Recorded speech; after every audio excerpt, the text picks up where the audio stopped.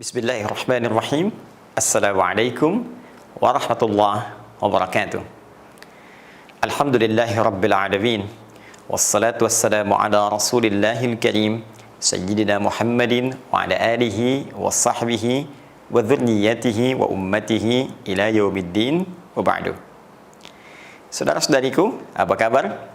Berjumpa kembali dalam program Si Tama, serupa tapi tak sama, menggali limpahan mukjizat makna Al-Quran yang memberikan kedalaman hikmah kepada kita akan misi kehidupan yang kita lalui di dunia sampai berpulang kepada Allah Subhanahu wa Ta'ala. Saudaraku, dalam pertemuan perdana kita telah membahas tentang rahasia nama manusia yang seringkali diterjemahkan serupa dalam makna di mushaf, namun ternyata ia memiliki ungkapan kata berbeda dalam Al-Quran. Dari 4 nama setidaknya yang disebutkan, baik itu Bashar, Ins, Insan, dan An-Nas, keseluruhannya hampir diterjemahkan serupa dalam Al-Quran berarti manusia. Setelah kita uraikan pembahasan tentang Bashar di pertemuan yang lalu, kini saatnya kita mengungkap hakikat makna Al-Ins ketika disebutkan dalam Al-Quran. Hati-hati, jangan-jangan sudah puluhan tahun menjadi manusia tapi belum paham bahkan tentang identitas dirinya. Baik, kata Al-Ins di dalam Al-Quran yang sering kali diterjemahkan dengan manusia pernah dianalisis bahkan oleh salah satu ulama perempuan yang pernah hidup di muka bumi dan itu kontemporer, salah seorang ahli Al-Quran bernama Aisyah Abdurrahman dengan nama pena bintu Syati. Beliau menulis satu buku yang sangat luar biasa, sangat baik menjadi referensi bacaan, bernama Al-Quran wa Qadayal Insan. Al-Quran terkait dengan persoalan-persoalan kemanusiaan. Beliau menganalisis dalam Al-Quran tentang makna dan diksi kata Al-Ins. Ditemukan uniknya, kata ini seringkali dipasangkan dengan kata jin, al-jin, dan disebutkan pasangan ini setidaknya sebanyak 18 kali di dalam Al-Quran. Quran surah ke-51 ayat 56, "Wa ma khalaqtul jinna wal ins illa liya'budun." Quran surah ke-55 ayat ke-33, "Ya ma'syaral jinni wal ins in istata'tum an tanfudhu min aqtaris samawati wal ard fanfudhu la tanfudhuna illa bisultan." Di surah yang sama di ayat ke-74, "Lam yatmithhunna insun qablahum wala jan." Selalu senantiasa bersanding, jika disebutkan ins muncul jinnya, jika disebutkan jin bersanding insnya. Lantas apa makna ins ketika disebutkan dalam diksi pilihan di firman Allah yang terangkum dalam Al-Quran itu? Baik, di sini saatnya coba kita gali, teman-teman sekalian. Ternyata pendalaman kebahasaan, dan ini penting untuk dikaji karena Al-Quran difirmankan oleh Allah dengan bahasa Arab, dan bahasa ini memiliki gramatikal yang sangat luar biasa, kaya makna dalam hikmah. Karena itu jika Anda ingin mengerti tentang Al-Quran, tentang konteksnya, tentang maknanya, tentang limpahan hikmahnya, maka di antara instrumen ilmu pengetahuannya adalah mengetahui kaidah-kaidah bahasa. Selain penjelasan-penjelasan yang diterangkan tentunya oleh Rasulullah Sallallahu Alaihi Wasallam yang dirangkum oleh para sahabat, diteruskan kepada tabi'in, disampaikan pada kita oleh para ulama. Al-ins dan al-jin, menariknya, dua kata yang memiliki makna paradoks atau berlawanan. Secara bahasa, ins bisa berarti sesuatu yang tampak, makna pertama. Sedangkan jin sesuatu yang tersembunyi.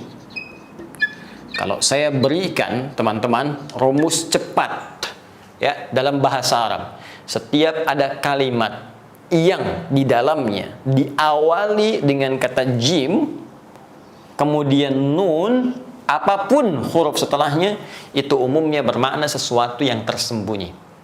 Contoh, janin, ya, janin. Kalau kita tuliskan jim, nun, ya, nun. Janin. Awalnya jim, kemudian nun. Kenapa janin disebut dengan janin? Karena ia tersembunyi, ya, tak nampak, berada dalam rahim ibunda yang tengah mengandung itu.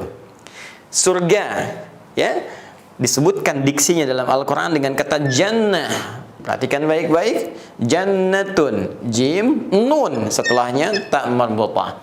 Kenapa jannah disebut dengan jannah, surga disampaikan dengan jannah? Karena sekarang belum tampak dalam pandangan kita. Jin disebut dengan jin karena memang sifat penciptaannya, dia diciptakan dalam keadaan yang tersembunyi, tak nampak dalam pandangan kita. Berbeda dengan manusia. Ketika dipasangkan dengan kalimat jin, maka diksi yang disampaikan oleh Allah menggunakan kata ins, yang diantara maknanya sesuatu yang tampak, terlihat sosoknya. Karena itu tidak ditemukan ada bayi terlahir, tangisan terdengar, tapi wujudnya nggak ada. Tapi dicari, wujudnya nggak ada, itu mustahil. Pasti terlihat, pasti tampak, ada wujudnya.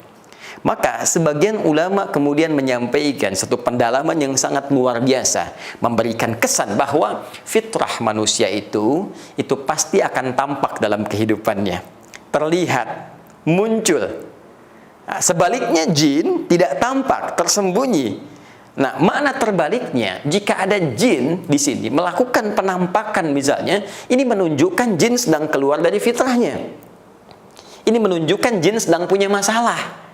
Ya, jadi jin menampakkan saja itu sudah bermasalah, apalagi manusia yang cari-cari penampakan jin. Pun demikian sebaliknya, manusia itu biasa tampak. Ya, keluar rumah tampak, masuk rumah tampak, datang ke kantor terlihat, keluar kantor terlihat. Sebaliknya, jika ada manusia yang senang sembunyi-sembunyi, masuk ke rumah sembunyi-sembunyi, masuk kantor sembunyi-sembunyi, pulang kantor sembunyi-sembunyi, masuk masjid sembunyi-sembunyi. Ini menunjukkan dia sama dengan, bukan sama dengan jin. Awas, jangan tebak-tebakan. Sama dengan sedang keluar dari fitrahnya. Secara singkat, dia sedang punya persoalan. Satu. Baik.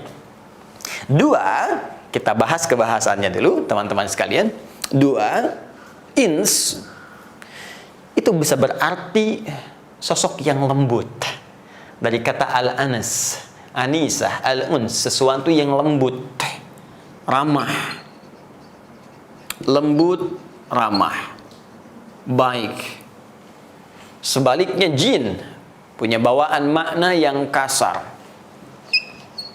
sulit diatur, urakan, kasar. Karena itu tidak pernah kita mendengar misalnya ada jin melakukan penampakan tiba-tiba menjadi lembut. Dia mengatakan misalnya, permisi Ustaz, bolehkah saya ikut ta'lim? Mustahil. Jin fitrahnya tidak ada kelembutan. Karena itu sekalipun ia masuk ke dalam tubuh seorang manusia, pasti tidak akan berubah menjadi lembut. Kalau tidak mengacau dengan tindakannya, mungkin dia akan meracau dengan kata-katanya. Namun sebaliknya, manusia, al-ins, ketika diciptakan oleh Allah Subhanahu wa Ta'ala, fitrahnya berlawanan dengan karakter jin. Bila jin itu kasar, manusia itu lembut, manusia itu ramah. Dan dengan kelembutan ini, Allah bahkan memberikan informasi yang sangat indah, menunjuk pada karakternya, sifatnya, ya, tampilan etisnya, normanya. Di Quran surah ke-17 itu, ayat ke-70. Walaqad karramna bani Adam. Sungguh kami telah muliakan, ya, karuma yakrumu, ya, karim, karamah itu menunjuk pada kemuliaan, sifat dan sikap. Ya, karena itu kalau ada orang baik tuturnya, baik pandangannya, baik kemudian sikapnya, maka orang Arab mengatakan Masya Allah huwa rajulun karim. Dia orang yang sangat mulia, dia orang yang sangat baik. Nah, manusia disebut oleh Allah bawaannya itu baik. Ya karena itu ketika seorang manusia berbuat yang tidak baik, fitrahnya akan menolak. Kalau Anda mau tes, silakan. Orang yang tidak pernah berdusta, kemudian dia mencoba untuk berbohong. Ketika lisannya berkata yang tak baik, hatinya pasti akan menolak. Itu tidak benar. Ya, pun demikian, ketika lisan berkata kasar, padahal sebelumnya Anda tidak terbiasa mengucapkannya, tak punya kosakata yang buruk itu, begitu lisan mengucapkan, hatinya pasti akan mengingkari. Kenapa? Karena fitrah manusia jauh dari kekasaran. Fitrah manusia jauh dari sifat-sifat yang buruk mencekam. Fitrahnya lembut dan ramah. Karena itulah penting kita kembali pada pedoman Al-Quran. Ketika mengajarkan bagaimana kita bersikap, maka Allah membimbing kita dan mencegah dari hal-hal yang bisa mengeluarkan kita dari fitrah kemanusiaan. Contoh, Quran surah ke-49 ayat 11-12 itu. Bagaimana Allah meminta kita menjaga lisan supaya tetap dalam keramahan, kebaikan, kelembutan itu. Ya ayyuhalladzina amanu. Hei orang-orang yang telah menyatakan dirinya beriman kepada Allah Subhanahu wa taala, la yashar qaumin qaum. Jangan saling mencela. Karena mencela itu kasar. Mencela itu buruk, ya. Sebetulnya cukup jadi manusia saja lembut. Jadi kalau ada orang yang terbiasa mencela, kata-katanya kasar, jorok, maka patut dipertanyakan kemanusiaannya. Apalagi kemudian dia mengaku beriman. Ya, la yaghtab ba'dukum ba'dha. Jangan gibah, jangan gosipkan orang. Ya, jangan bicarakan keburukan-keburukannya karena engkau itu makhluk lembut, kau makhluk baik. Kalau ada kegiatan yang spesifik hanya menyoal orang lain, ini menunjukkan ada fitrah kemanusiaan yang sedang bergeser dari relnya. Apalagi jika itu dilakukan oleh insan yang beriman. Baik, ini baru dari segi pengertian bahasa yang tentunya tidak akan jauh dan keluar dari turunan-turunan petunjuk Al-Quran.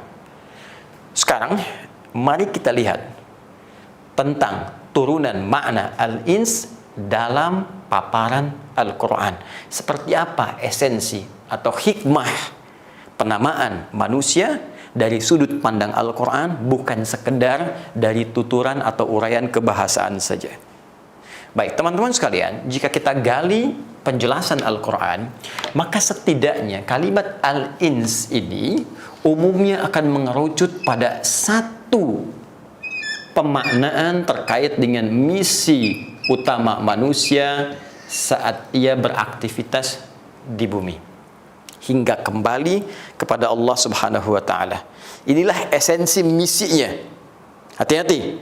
Baik itu Anda yang menjadi seorang guru, Anda yang menjadi seorang pejabat, seorang pengusaha, seorang birokrat, diplomat, pedagang, apapun itu. Sepanjang Anda manusia, maka esensi semua passion, semua aktivitas kita itu akan mengerucut kepada misi yang akan dipertanggungjawabkan di hadapan Allah Subhanahu wa taala. Dan ketika Allah melekatkan esensi misi kita ini, disebutkanlah nama ins dalam paparan dimaksud.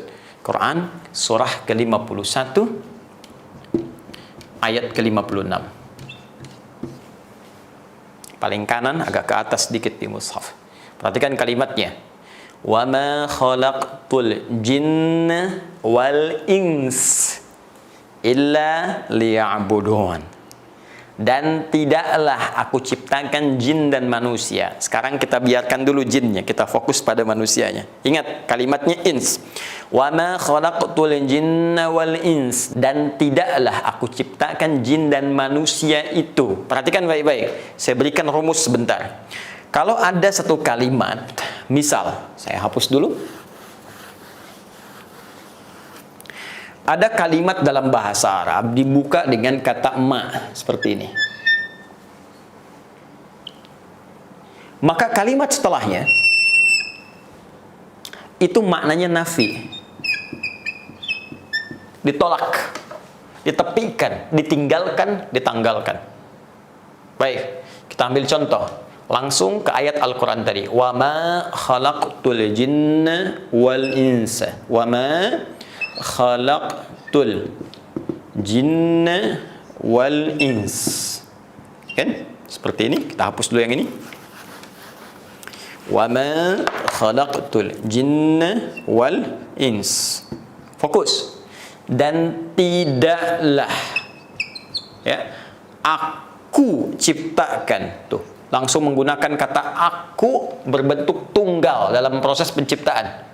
Ya, aku seakan ingin menegaskan tidak ada yang bisa mencipta jin juga manusia kecuali hanya Allah. Karena itu sifatnya ketunggal, menunjuk kepada keesaan Allah Subhanahu wa taala. Fokus baik-baik. Kalau kalimatnya begini, dan tidaklah aku ciptakan jin dan manusia, sampai di sini saja, maka jin dan manusia tidak akan ada. Ya.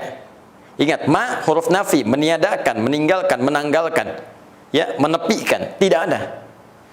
Nah, kalau dari sini kita akan menetapkan satu, menafikan yang lain, ini hilangkan semua, tetapkan yang satu, maka tambahkan illa setelahnya, ditasbit atau isbat. Illa ini. Fokus. Wa ma khalaqtul jinna wal ins, dan tidaklah aku ciptakan jin dan manusia illa kecuali. Kalau ada kecuali, berarti ini semua ditepikan kecuali menunjuk pada yang ini saja.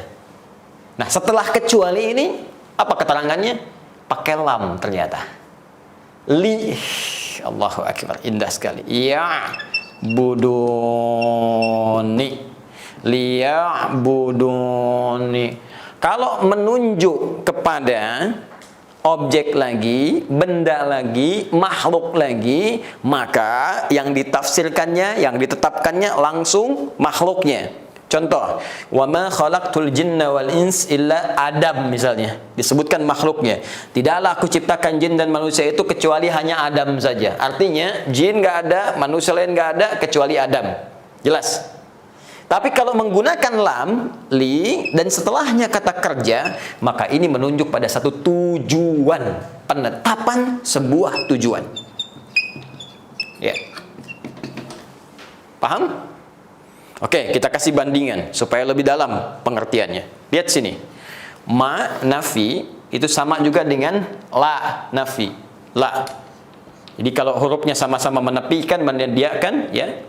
Hurufnya sama-sama menepikan, meniadakan, bisa menggunakan ma, bisa menggunakan la. Contoh pakai la. La ilaha. Ya, syahadat kita asyhadu an la ilaha. Ininya nafi. La ilaha, tidak ada Tuhan. Sama sekali nggak ada. Sampai sini artinya menafikan Tuhan. Paham nihilisme yang tertolak dengan sendirinya. Baik, kemudian setelah itu ada illa. Illa.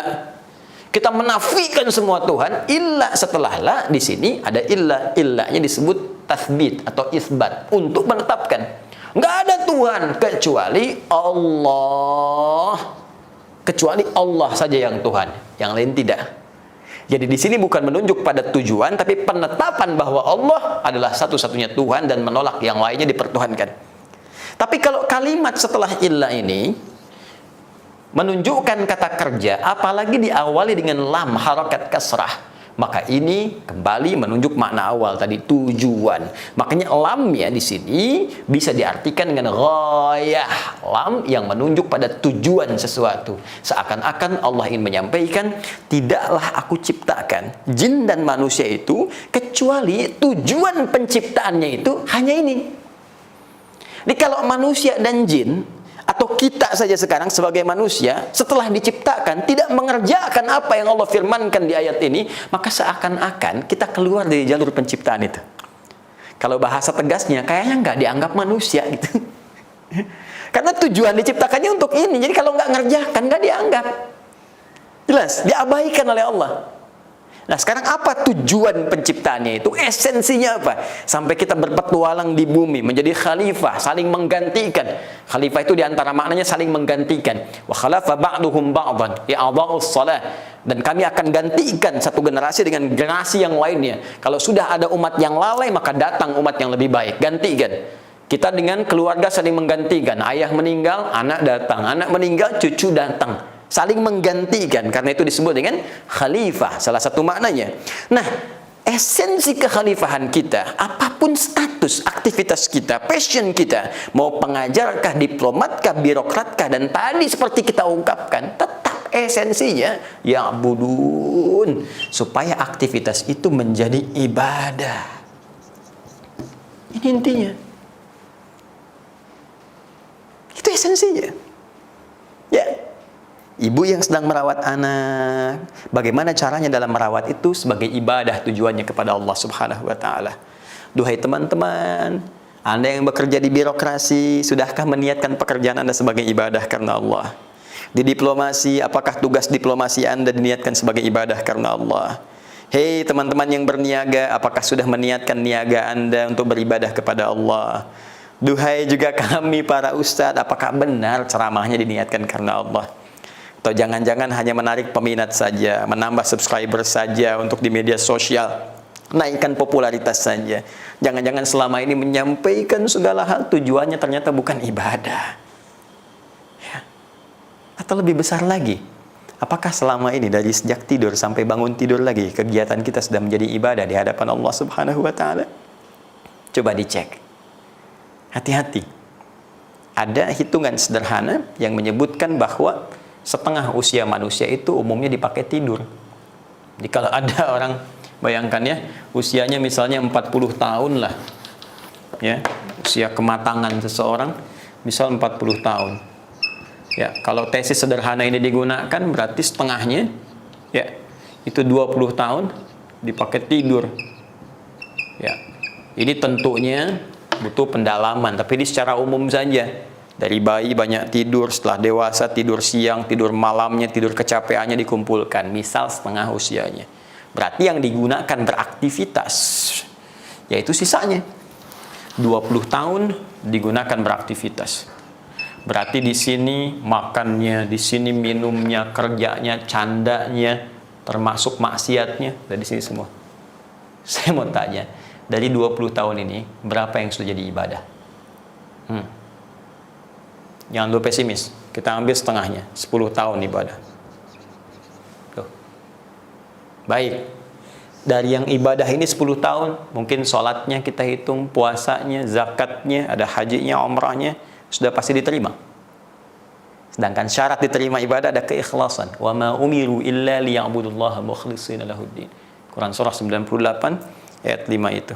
Dan tidaklah mereka diperintahkan untuk mengerjakan ibadah itu. Lihat, di Quran surah 51 ayat 56 tuh, illa liya'budun. Di Quran surah ke-98 ayat 5, wa ma umiru illa li-nya muncul lagi. Liya'budullaha, ni-nya langsung diserahkan ke Allah. Dan tidaklah mereka diperintahkan untuk beraktivitas kecuali menjadikan aktivitasnya sebagai ibadah karena Allah. Mukhlishina lahuddin, dan berusaha ikhlas menunaikannya. Pertanyaannya, dari 10 tahun beribadah, berapa tahun yang ikhlas? Boleh jadi sedang sholatnya ria, karena ingin dilihat orang. Tarawehnya kemarin pengen tampak orang lain. Baca Qur'annya pengen terdengar orang, pengen terupdate statusnya. Bahkan doanya pun pengen diaminkan di Facebook. Aminkan ya. Yang suka like ya. Coba berapa? Dari sekian ibadah kita yang ikhlas berapa? Ambil setengahnya bisa. Ambil 5 tahun. Jadi orang yang berusia 40 tahun, misi produktifnya, ibadah yang berpeluang besar dibawa ke hadapan Allah dengan keadaan lapang itu cuma 5 tahun. Sekarang dosanya berapa tahun? Maksiatnya berapa tahun? Terus semudah itu Anda ingin mengatakan, saya pengen ke surga. Kita akan dihisab, teman-teman sekalian. Akan dihisab. Karena itu ketika Allah berbicara tentang hisab itu dan menantang kita, kalau nggak punya bekal, ya, Anda pengen lari dari hisab, silahkan tembus langit, tembus bumi. Buka Quran surah ke-55 ayat 33 itu. Ya ma'syaral jinni wal ins, hai semua kalangan jin dan manusia. Ya, ins kalimat yang digunakan. In istata'tum an tanfudhu min aqtaris samawati wal ardi fanfudhu. Kalau kamu punya kemampuan sekarang saat dihisab ini, silahkan tembus langit, keluar, lari dari sini. Ya, tembus kedalaman bumi, silahkan tembus. La tanfudhuna illa bisultan. Kamu nggak akan mungkin keluar dari sini kecuali kalau mampu. Ini kalimat retoris, nggak usah dijawab. Nggak akan mampu. Nggak akan mampu. Ya, sama dengan ada orang besar gini, dia datang ke anak TK, kalau kalian berani lawan saya, ayo lawan saya. Ya, kalau kalian mampu, nggak akan mampu. Nah, ini permisalan, dan laisa kamitslihi syai', nggak bisa dikisahkan, nggak bisa dilukiskan saat situasi itu. Tapi Allah menantang kita, disebutkan kalimatnya ins. Kalau emang merasa kamu hebat, sampai kamu nggak ibadah, kamu kumpulkan uang sebanyak-banyaknya, itu hanya untuk pamer saja, pamer rumah, pamer kendaraan, pamer jabatan. Engkau berusaha meraih kedudukan dengan segala engkau kerahkan, bahkan keburukan kau tampakkan hanya untuk dapat kedudukan. Sekarang kata Allah, gunakan kedudukanmu. Ayo, kabur dari sini. Bisa nggak? Engkau merasa punya kemampuan, engkau merasa hebat, tembus langit, tembus bumi, hadapi aku, kata Allah. Bisa nggak? Jadi kalau Anda yakin akan pulang, kita yakin akan meninggal, harusnya punya persiapan. Sesekali cobalah baca ayat-ayat tentang ancaman, ayat-ayat tentang hisab, ayat-ayat tentang kuburan. Duhai Anda yang seringkali melihat kemewahan, membandingkan tentang terlihat eloknya dunia, rumah yang mewah, kendaraan banyak. Sekali-kali cobalah tadabbur ayat-ayat kuburan. Kira-kira rumah Anda di kuburan itu sama terangnya nggak? Sama luasnya nggak? Itu belum hisab, itu baru nunggu. Baru nunggu. Makanya kita diingatkan. Dan yang paling dahsyat, ketika Anda mengatakan saya pengen ke surga, surganya Firdaus, saat diungkapkan surga pun, ya, sebagai apresiasi dari hasil pekerjaan kita saat di bumi mengusung misi ibadah, dari sini dapat poin namanya pahala. Dari pahala ini kita bawa pulang kepada Allah, ya, dan kita mempertanggungjawabkan semua kegiatan ibadah kita. Lantas dengan rahmat Allah dimasukkan kita ke dalam surga. Saat masuk surga pun yang disebutkan kalimat ins. Silahkan buka di ayat 74-nya di surah yang sama, Ar-Rahman. Lam yatmithhunna insun qablahum wala jan. Ins disebutkan duluan. Ada orang-orang hamba-hamba Allah yang saleh dimasukkan ke dalam surga dengan segala kenikmatannya, yang tak pernah dimasuki, tak pernah disentuh tempat surga itu oleh manusia-manusia sebelumnya. Seakan-akan memberikan korelasi, kalau manusia benar ibadahnya, benar sholatnya, benar bacaan Al-Qurannya, benar zakatnya, benar bicaranya, benar pendengarannya, benar tatapannya, ya, benar pikirannya, maka ringan hisabnya di akhirat dan damai hatinya saat memasuki surga yang penuh dengan ketentraman itu. Sekarang pertanyaannya, dari sekian puluh tahun kita hidup sebagai manusia, sudah siapkah kita dihisab di hadapan Allah? Bila belum merasakan situasi kedamaian di hati kita untuk suasana hisab itu, segeralah bertobat, kembali ke dalam jalan kehidupan kita, dan menata kurikulum ibadah sesuai dengan amanah yang Allah titipkan kepada kita. Maka mulai dari sekarang, jadi seorang ayah yang mendidik keluarga, niatkan untuk ibadah karena Allah. Jadilah merawat anak untuk ibadah karena Allah. Suami memperhatikan istri untuk ibadah karena Allah. Demikian sebaliknya. Anda yang bekerja, niatkan untuk ibadah karena Allah, supaya ringan saat kita wafat kembali kepada Allah Subhanahu wa ta'ala. Semoga bermanfaat, memberikan kedalaman hikmah, menanamkan ke dalam jiwa kesadaran yang tinggi untuk kembali, dan semoga kita disayang oleh Allah Subhanahu wa ta'ala. Jika belum mampu berlomba meningkatkan ibadah dengan orang saleh, maka segeralah berlomba dengan para pendosa yang berbuat salah untuk bertobat kepada Allah Subhanahu wa ta'ala. Adi Hidayat, wa akhiru da'wana alhamdulillahi rabbil alamin. Assalamualaikum warahmatullahi wabarakatuh.